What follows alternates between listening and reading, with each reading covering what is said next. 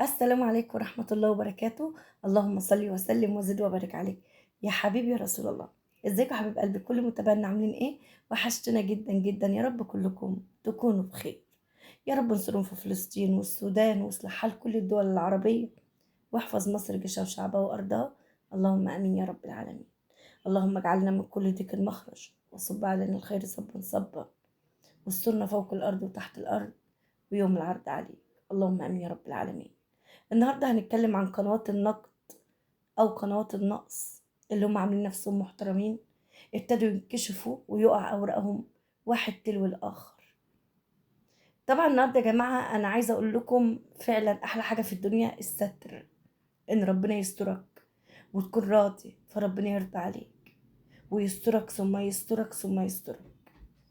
طيب، انت يا شيرين النهارده حابه ان انت توجهي رساله لمين؟ حابه اني اوجه رساله لكل المتابعين والداعمين اللي على اليوتيوب.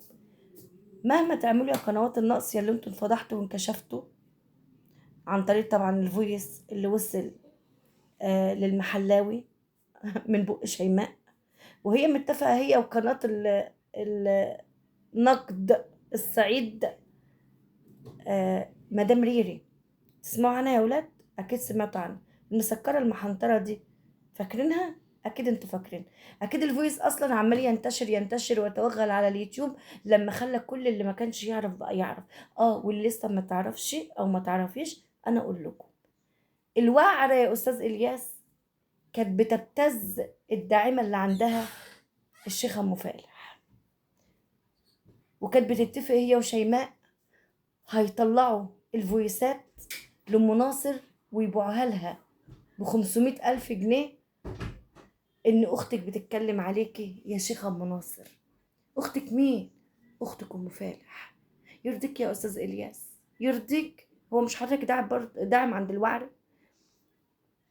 أنا عايزة أقولك على حاجة يا وعر، لفك ودورانك واللي انت عامله دلوقتي، عماله كل شويه من لايف ومنصه لمنصه لمنصه لمنصه عشان تلجمي لسان الناس، واللي انت كنت بتقول لهم يا ولاد الزنا ويا ولاد معرفش ايه ويا ولاد ايه، بتاخدوهم تحت باطك عشان تداري عملتك والفويس اللي طلع. انا بقول لك اهو، حمراء. عارفه كلمه حمراء؟ اكيد انت تعرفيه، اكيد. انا كشيري اسامه اهو، اللي اعرفك من زمان، بقولك والله ما هتقدري تداري المرات. ولو هما بيجروا وراكي علشان يقولك يلا بس نتصالح في الهوشه والدوشه ديت علشان نعمل اللي علينا، دلوقتي انا عايزه اقول لكم على حاجه. صدقوني اصحاب المصالح اخرهم مروحين، كل واحد يقول نفس ليه بقى؟ لان انتوا ما انتوش اصحاب حق، انتوا اللي بيجمعكم الفلوس والمصلحه. فمادام بيجمعكم الفلوس والمصلحه، اخركم ايه؟ اللي اخره جنيه ايه؟ رخيص. صح يا جماعه ولا لا؟ وده مصطلح اليوتيوب. واحلى حاجه ان اليوتيوب ده، حضرتك يا واعره اللي قلتي ان اليوتيوب اوضه وصاله، يعني مفيش حاجه بتستخبى فيه، عشان تبقى حضرتك عارفه. شفت اتفاقك انت وشيماء؟ اخوكوا المحلاوي، اخونا مسامسه يا الريري، بتقول له مسامسه يا اخويا، والتانية اخويا اللي طلعت بيه من الدنيا بعد ما عدمت اخواتي، اخويا.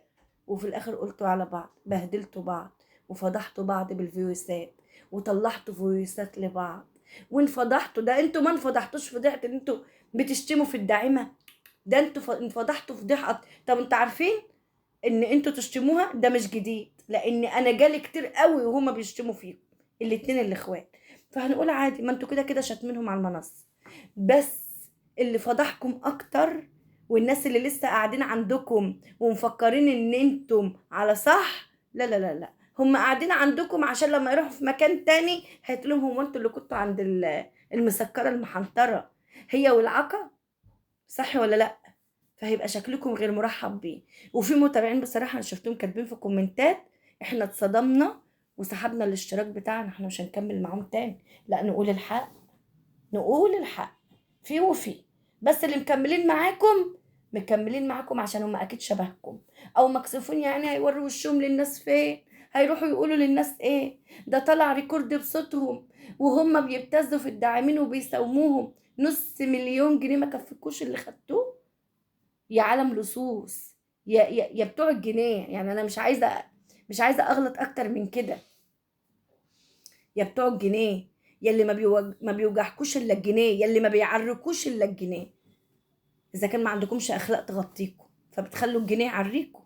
صح ولا انا غلطانه؟ كنتوا ماسكين المنصه يعني قناه قناه ومحدش قادر عليكم، واحنا محدش في وسختنا ومحدش جاب الليفل بتاعنا في القذار. يا وليه لم جلابيتك انت وهي، ده انت اتفضحتي انت وهي اتفضحتوا كلكم. دلوقتي بقيتوا بتقولوا على المحلاوي سباب اعراض. تصدقوا ان احنا اتفاجئنا؟ تصدق ان انا اتفاجئ؟ لا والله اتخضيت يا حاج كامل، يا حاج كامل انا اتخضيت. لسه متفاجئين ان هو سباب اعراض، وبتقولوا مطلع صورة مين وصورة مين. طب والبنت اللي طلعت صورتها في رمضان دي كان فين اخونا واختنا وحبيبتنا وانتي يا خلاص طالعه محموه قوي وبتقولي طلعوا صورة بنتي وعملوا فيا وعملوا زوم على معرفش ايه. الله، طب ما انا قبلك يا خلاص. كان فين اتحدوا يا نساء العالم على المحلاوي؟ كان فين؟ انا عايزه افهم. كان فين اتحدوا يا نساء العالم على اللي عملوا في شيري اسامه كده؟ ما انا قلت لكم ده كاس وداير وكلكم هتدقوه، كلكم هتدقوه. بس عارفين ليه ربنا بيدوقني؟ عشان انا دايما على حق. انا دايما بقول يا رب انا ما بتفرجش على حد، لكن بتفرج عليكم لما تيجوا تنفضحوا. سبحان الله، يعني انا ما اسمعكوش لكن لما فضايحكم تطلع بسمعكم. ساعتها بسمعكم. عارفين ليه؟ اللهم لا شماتة، اللهم لا شماتة. بس بشوف حقي بيرجع قدام عيني. سبحانك يا رب. في يوم من الايام محدش قال كلمة حق، مستنيين اللي يقول حق فيكم وانتوا عينيكم بقت مدفوسة في التراب. الضحكة الصفرة بتاعتكم ومرورك على المنصات يا واعر، على فكرة ده مش عليا، ده انت بتحاولي تداري خيبتك انت وصاحبتك، وانتوا بتتساوموا على ابتزاز الداعمة ان احنا هنطلع لها فيوساتها وصورها مقابل فلوس. مش دي ماما؟ مش دي بابا؟ مش دي الحب والعشق؟ مش دي صاحبتك اللي انت بترتاحي معاها في الكلام لمدة شهر ونص، ولما تيجي تتكلم معاكي تقولك حضرتك ومن فضلك ولو سمحتي؟ هي مين دي يا الشيخة ام فالح؟ مش دي يا واعر؟ مش هي دي؟ بقى انت لسه بتتساومي عليها؟ لسه ما كفكيش اللي خدتيه فلسه عايزة كمان فلوس؟ الله يحرقكم بجاز وسخ. ده انتوا فضحتونا. تعالوا بقى كمان عشان حابة ان انا اقول كلمتين. الحمد لله ان انا افتكرتهم. الناس اللي بتقعد تقول الداعمين هم السبب، حاسبوا انفسكم قبل ان تحاسبوا. عارفين الحتة دي؟ حاسبوا انفسكم قبل ان تحاسبوا. هو انتوا ليه راميين اخطائكم على الناس وناسين ان انتوا اوسخ خلق الله؟ انتوا اللي بتبيعوا نفسكم وكرامتكم ومبادئكم للجنيه. صح؟ هي الداعمة ضربتك على ايدك يا استاذة منك ليها علشان تقولك والله لو ما عملت كده في الشري انا هقطع عنك المعونة؟ ضربتك على ايديكي؟ ضربتك على ايديك وهتقطع عنك المعون. ربنا موجود. هو ربنا راح فين؟ ربنا راح فين يا اللي ما تعرفوش ربنا اصلا؟ يا اللي ما تعرفوش ربنا. قال يلا يا جماعه، حتى يا جماعه القنوات اللي انا كنت متخانقه معاها واللي انا كنت زعلانه معاها، خلاص يا جماعه احنا هنتحد ضد المحلاوي. دلوقتي بتتحدوا ضد المحلاوي؟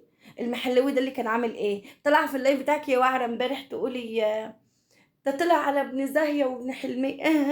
هو مين اللي مديله التاشير؟ ما قالك يا الريري انا ما كانش ليا في الدور اصلا، وانت اللي حشرتني عشان اجيب لك حق. ايه ده يا ريري، وانت مالكش راجل يجيب لك حقك؟ انا نسيت صحيح. انتوا مسكرين ومحنطرين، ما عندكمش رجاله تحنطركم فانتوا بتحنطروا بعض في اللايفات. صحيح. فطبعا لازم تدوري على اللي يجيب لك حقك. فلما جيتي تجيبي حقك كان اخوك وحبيبك، ولما فضحكوا بقى سباب اعراض. تصدقي ان احنا اتفاجئنا؟ والله العظيم اتفاجئنا باللي انتوا بتقولوه. يعني انا كنتش متوقعه ان مدى بجاحتكم هيوصل للليفل ده. يعني انتوا ممكن مثلا بتكدبوا ماشي، بتبقوا في الداعمة فين وتروحوا وراها ماشي، وعارفين الحتة دي ومجربينها من ايام كلاب الصعيد اللي انت من عندهم يا وعر. لكن ان انتوا تبتزوا الداعمين وتتفقوا عليهم في الخاص، وماما يا قلب ماما يا اللي انا ما طلعتش من الدنيا الا بكي انت يا ماما. يا ماما يا اللي عملت لي بيت ومحلات وفلوس وعرفت عيالي يروحوا اماكن ما كانوش يحلموا يروحوها. يا ماما ما هو عشان تعمل لنا مشروع. لسه عايزة مشاريع يا ماما؟ لسه عايزة من ماما مشاريع يا قلب ماما؟ حسبي الله ونعم الوكيل فيكم. لما بتطلعي تشتمي وتحاسبيني على الست وتبهدليها كده، ما بتفتكريش البيت كل يوم لما بتقومي؟ ما توعي تقومي وتبص للحيطان وتفتكري ان هي اللي قعدتك في المكان ده، خليتك وقفت في مطبخ ما كنتش تحلمي تعدي من عليه عند اللي انت بتخدمي عنده. ما بتفتكريش كل ده؟ دلوقتي طلعت على المحلاوي. طب ما كانت من زمان لما زعلت وقالت لكم انتوا اشتريتوا بعض عليا، ما قلتش ليه؟ لا، انا ولاء الاول الاخير اللي اكلني وشربني واناني في بيت ما كنتش احلم بيه. ما قلتش كده ليه؟ انا على فكره ممكن اكون مختلفه مع مناصر ومفالح، تمام، بس ما انساش جميلهم ولا فضلهم. ما انساش جميلهم ولا فضلهم عليا. لما ببص لحاجه هم كانوا كانت ام ناصر كانت سبب فيها، انا بدعي لها رغم اني مختلفه معاها. الله يبارك لها، يقعد لي. حتى لو حد كلمني في الخاص وقال لي يا شيري انا مش متفقه معاكي مع كذا، لا يا شيري، اقول لهم لها فضل عليا، ليها فضل عليا، حطوا نفسكم مكاني. ده اللي بيحصل. مش هروح اتعود ان انا بتزدهب فيوسات وبصور. هل انا مفيش بيني وبين ام ناصر 100 فيوس؟ مفيش بيني وبين ام ناصر صور؟ لا اكيد في صور ليا عندها وليها عندي، ومن زمان قوي. بس في حاجه اسمها انا بنت اصول، بفهم في الواجب وبفهم في الاصول، ما اناش كلبه زيكم. قبل ما تحاسبوا الناس ان الداعمين هم اللي بيوقعوا يعملوا في مصر، حاسبوا نفسكم انتوا اللي رخاص بتبيعوا بعض بالجنيه. والام بتبيع ولادها والولاد بيبيعوا امهم، ويلا وهتوها، والاصحاب يشبطوا في النص عشان يطولنا من الحب جانب. صح؟ ري انت مش طلعتي من فتره وقلت انا غلطانه يا ريتني ارجع زي ما كنت، ماليش اصحاب وماليش كلام مع حد وماليش واعمل فيديو واقعد مع اولادي؟ امال انت رحت صاحبت الحلوين دولت ليه؟ عشان ايه؟ بعد كل اللي حصل وبعد اللي احنا شفناه بتقولوا ان الراجل قاعد يسب في النسوان سبب الاعراض المحلاوي، تمام؟ طب انت نسيتي جوز صاحبتك اللي محبوس. انا يا جماعه اللهم لا شمات، ربنا يفك ايد كل من كان، تمام؟ نسيته لما كان بيقعد مع شيماء مش مخلي مرة، قال لما يجيبها من ضفر رجلها لحد شعرها. نسيته كان بيقعد على النسوان يعمل فيها ايه؟ لا، وفي الاخر الهدية بتقول له ايه؟ ان شاء الله يا جماعة. اصل هو كان بيقول الحرامي انه هيفتح برنامج ديني، هيعمل قناة دينية ويجاوب فيها على الاسئلة ويفسر دين. عارفة لما انت تقنعيني بحاجة انا اصلا مش شايفاها؟ هو ده يا شوشو. ازاي يا جدع؟ مش عارفه يعني انت هتقنعينا شيخ بيقول خطب ازاي وهو ماسك نسوان اليوتيوب مقلعهم هدومهم وقاعد على عيله عندها 17 سنه عامل عقله من عليها نس ان عنده بنات؟ والله لو بناتك دولت في بروج مشيده ياتوهم صب الاعراض عشان اللي انت عملته في ولاد الناس. كما تدين تدان. خليكوا فاكرين اللي كانت بتقعدوا علينا جوزها الحرام اللي في الحبس دلوقتي، ماشي، اللي كان بيقعد علينا ليالي على كل مرة في اليوتيوب، نفس الأيام اللي طلع فيها على البنت، نفس الأيام اللي اتخذ فيها للحبس، عشان تعرفوا إن ربك لبالمرصاد. إن ربك لبالمرصاد. السنة اللي فاتت في شهر 8 كنت أيمين أمتكم عليا. شهر 8 قاعدة حاطة رجلي على رجلي بشرب النسكافيه. أنا بموت في النسكافيه على فكرة، بعشقه عشق كده. عارفين النسكافيه اللي هو التلاتة في واحد او الكابتشينو؟ انا بموت فيه على فكره، بس ما بحبش اي حاجه خام، ولا نسكافيه خام، ولا بحب القهوه ولا الكلام ده. انا بحب التلاتة في واحد، لو في خمسة في واحد انا موافقه برضه، تمام. اقعد بقى اشربه كده واتفرج عليكم وانتوا بتتفضحوا كلكم واحد تلو الاخر. ياه، ياه، يعني اللهم لا شماتة. بس عايزه اقول لكم شمتانه فيكم برضه. فرحانه فيكم كلكم، عشان اللي مش هيعمل بكره بعد بكره هيطلع عينه وهيفضحوا فضيحة اللحمة في السوق. فما تقولوش على حد سبب الأعراض وانتوا اللي ابتديتوا. انتوا أكبر سبابين أعراض في المنصة كلها. وبعدين أنا لما كنت بشوفكوا كده واتلميتوا على المحلاوي، ما أنا كنت بقول صحيح ما هو اتلم تنتن على تنتن. ايه الجديد دلوقتي يا نساء العالم؟ اتحدوا على ايه؟ اتحدوا على ايه؟ إن كنتوا نسيتوا اللي جرى هاتوا الدفاتر تنقر. انتوا نسيتوا شغلكم وأمجادكم مع بعض، نسيتوا المنصات؟ نسيتوا التليفونات اللي كانت بتطلع على البثات مع بعض؟ نسيتوا ولا ايه؟ لا لا لا، ده انا عندي التاريخ كله. عارفين ليه؟ انا ما بتفرجش عليكم شاهد ومطلع عليه ربنا، بس لما فضايحكم بتطلع بحب اتفرج. افتكر بقى التاريخ بقى، افتكر التاريخ بقى. حسبي الله ونعم الوكيل فيكم. الفويس اللي طلع ليكوا وانتوا بتتفقوا على الداعمة ده هزيل، يخلي كل الناس تخاف منكم وتتقي شركم، ويقولوا مهما نعمل للكلاب دول مش هيشبعوا ابدا. يلا يا جماعة، اسيبكم في رعاية الله وحفظه وامن.